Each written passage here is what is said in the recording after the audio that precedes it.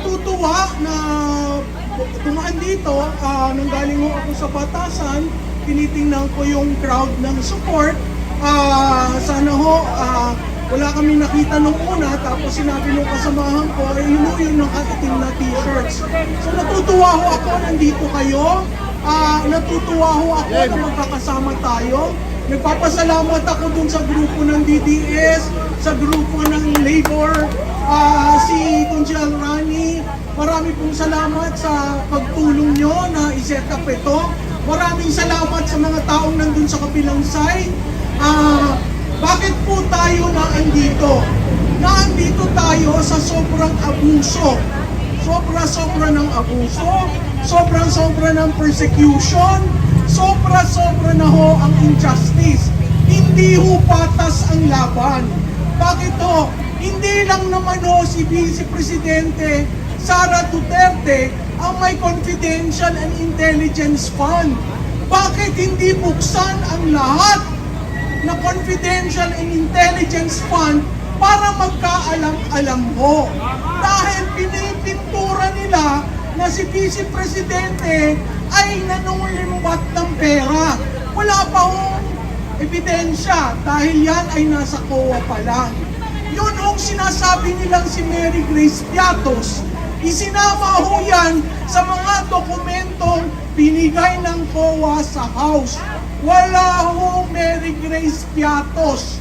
Yun ho ay ginawa. 3 pangalan ang isinama doon sa mga dokumentong binigay sa House of Representatives at pinagdududahan.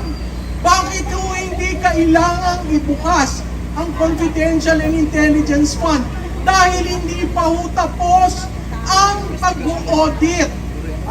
In-audit sila, mayroong sinasabi na notice of disallowance.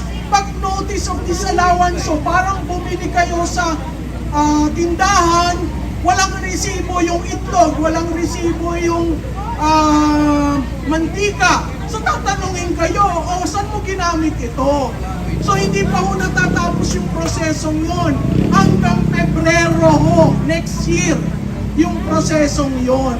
So, yung ginawa kay Attorney Lopez, kaibigan ko po si Laika, ay maling-mali. Dahil umuwi siya galing Los Angeles, pumarap siya sa committee. Nagsalita siya. Sinabi niya yung alam. Bakit pipilitin kung wala siyang personal knowledge? Kung kayo ba tinanong, nakita mo ba kung sinong kumuha nito? At sasagot mo, hindi, dahil wala ka doon. Yun ang personal knowledge. Pangalawa, sinagot niya. Magmula alas 10 hanggang 5 o'clock, isa-isa ang mga questions ng mga kongresista. Naging magalang siya, naging diretso siya sa pananalita, wala siyang binabastos. So ano ang nabastos daw ang Kongreso? Yun daw hong sulat na binasa niya, ang bawat ahensya ho ng gobyerno may karapatang sumulat sa another ahensya para sabihin ang kanilang posisyon. Hindi ho yun pine-question ang COA. Sinasabi lamang nila kung ano ang posisyon ng Office of the Vice President. Ano ho ang ginawa? Hindi ho ba nag-cite for contempt? Ano ho ang contemptuous sa sinabi niya? Hindi niya dinuro ang kongresista, hindi siya nagsinungaling dahil abogada siya at alam niya kung ano ang ibig sabihin ng personal knowledge. Ano ba ang personal knowledge?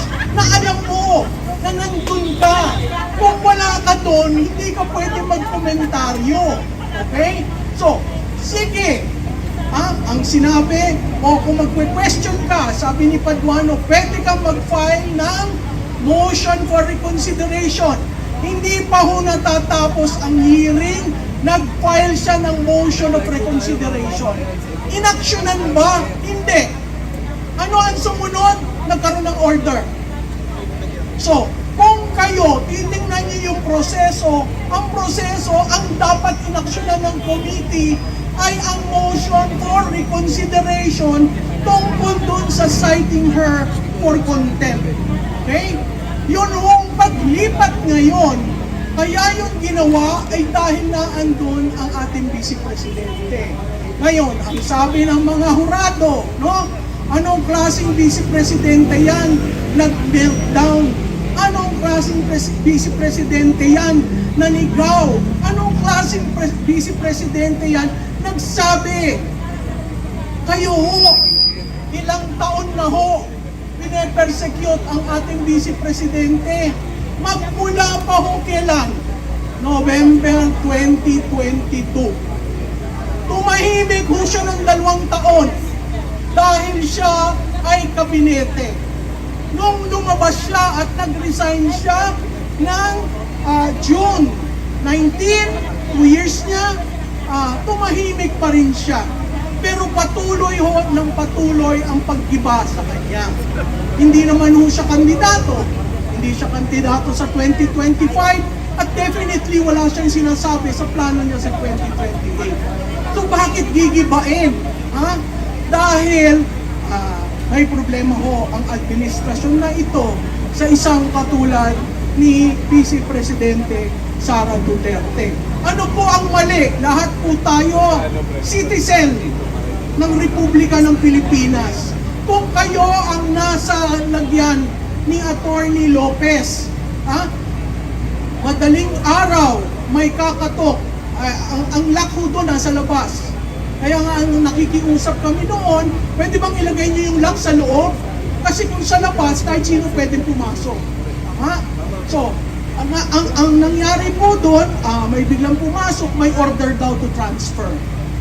Bakit ito ililipat si Attorney Lopez sa Women's Correctional? Siya ho ba ay akusada? Akusada ng anong krimen? Wala po. Diba ho? Alam nating lahat ng Pilipino yan. Hindi siya akusada, hindi siya convicted. Ang conviction ho galing sa korte. May nag-file ba ho ng kaso sa kanya? Wala.